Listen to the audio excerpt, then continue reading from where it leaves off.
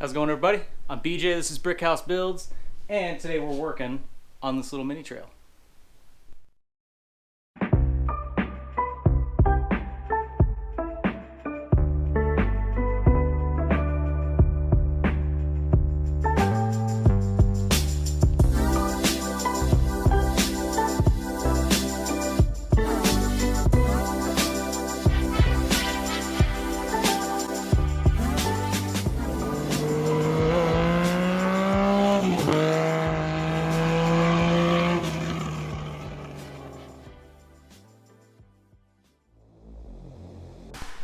It's gonna be a fun little project here. We got a little Z50. We're gonna lower it. We're not gonna lower it, we're gonna slam it. This is actually my neighbor down the street. See if we can knock this out today. Oh yeah, this is gonna be fun.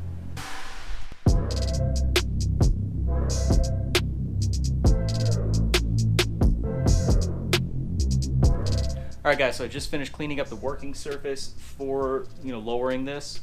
Now, the frame itself was cut, it wasn't cut by me. I probably would have cut the plates a little bit differently, but regardless, we're going to make this work. We're going to make it nice and strong and safe. So these are the factory axle plates, and basically what we're going to be doing is, if you can imagine, these things used to be, facing down like this or something. We're basically going to rotate them up, and then they're going to be welded in like this. So it'll look pretty trick when it's done.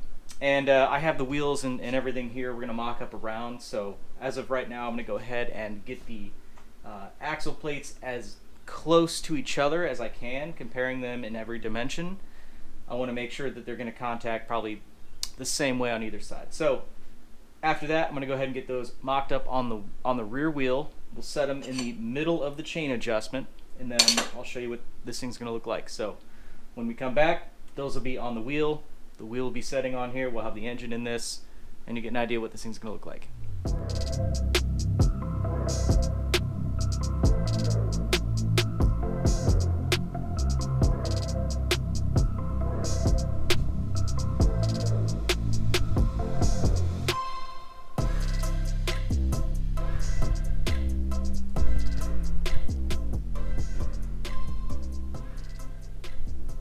Alright guys, so the point I'm at now, this thing's kind of mocked up, and the hard part now is going to be getting these plates dialed in to the bike. So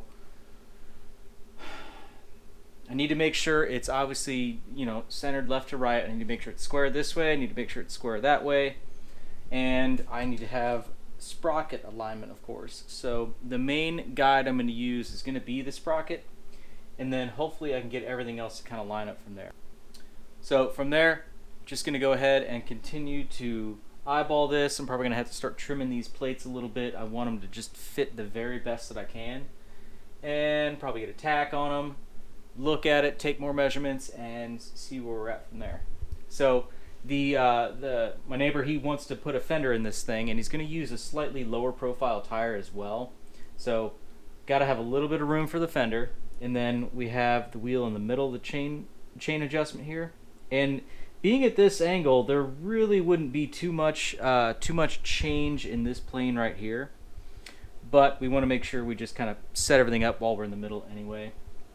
And yeah, so he'll probably get the fender on there. It should fit with this, and then he can go ahead and change tires if he wants and go from there. So yeah, looking good right now, but a lot to figure out still.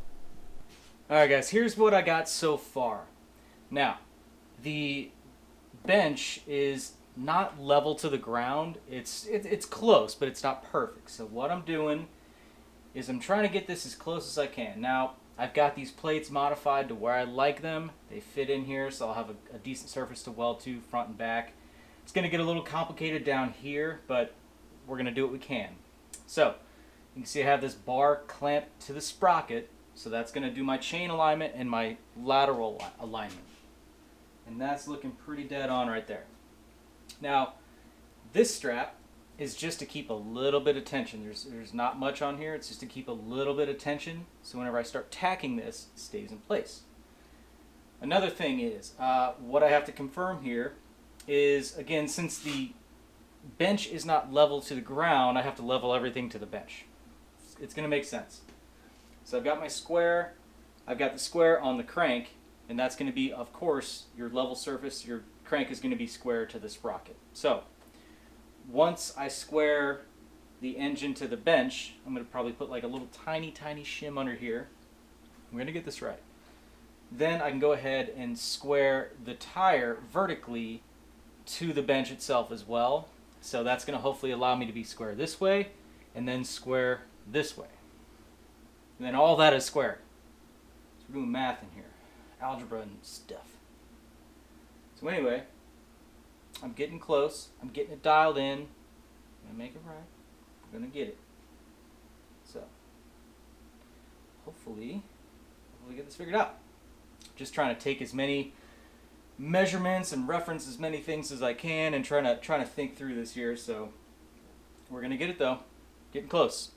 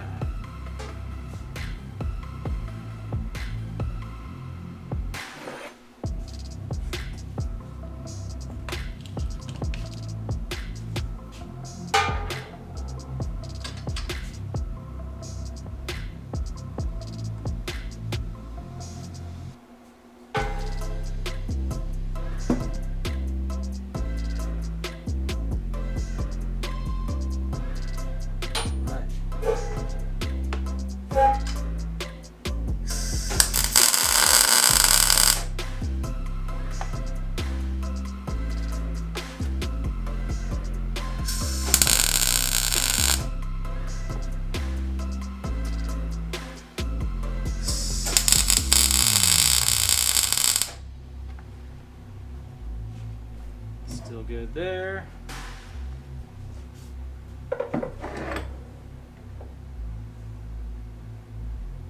Good there. Good there. Or just good there. Looks good to me.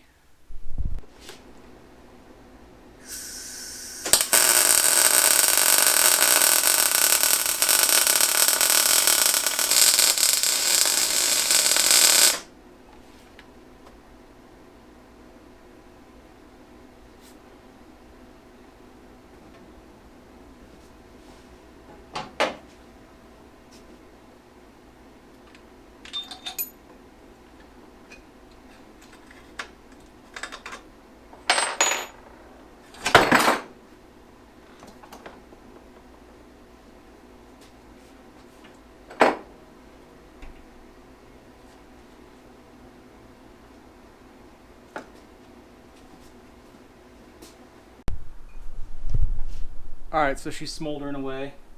I've got the backside of both tabs fully welded, and then from here I'm just going to let it cool fully, and then I will go ahead and pull the wheel off and start working on the inside, which is going to be the complicated part to fill and make nice and structurally sound. So that's where we're at.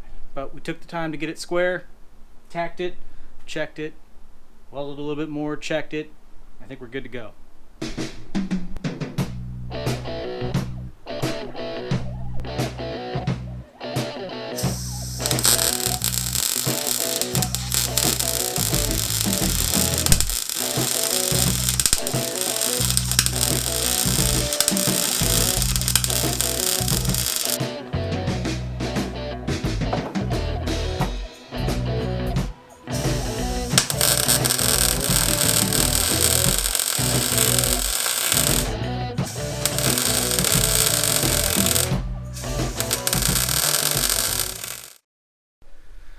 Alright, we're on the home stretch with this thing, so got the plates welded on the back. They're looking good, they're strong, they're square.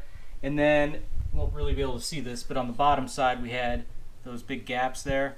And basically I just kept filling those and filling those with weld So I mean, it's pretty thick, and I know that might seem like kind of a hack way to do it, but I don't know. I feel like that's going to give me one more solid piece versus like a plate and then just a little bit of a bead around the outside since it's so thin. So anyway, that's just the way I chose to do it.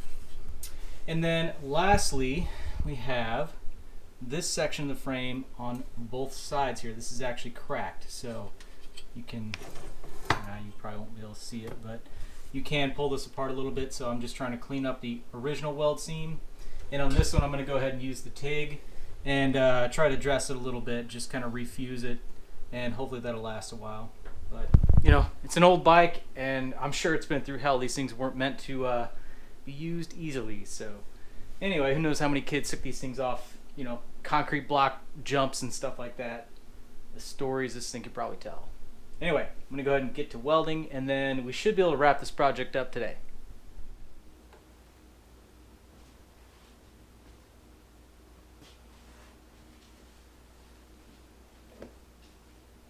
Can't find my welding gloves.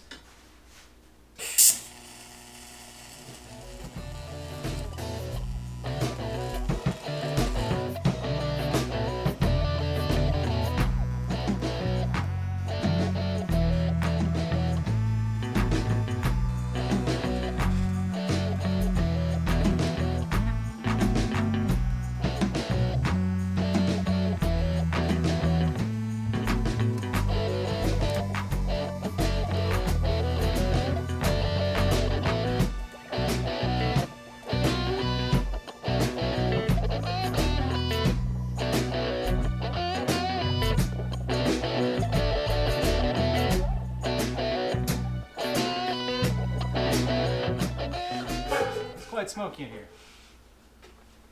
I think I should turn on the fan.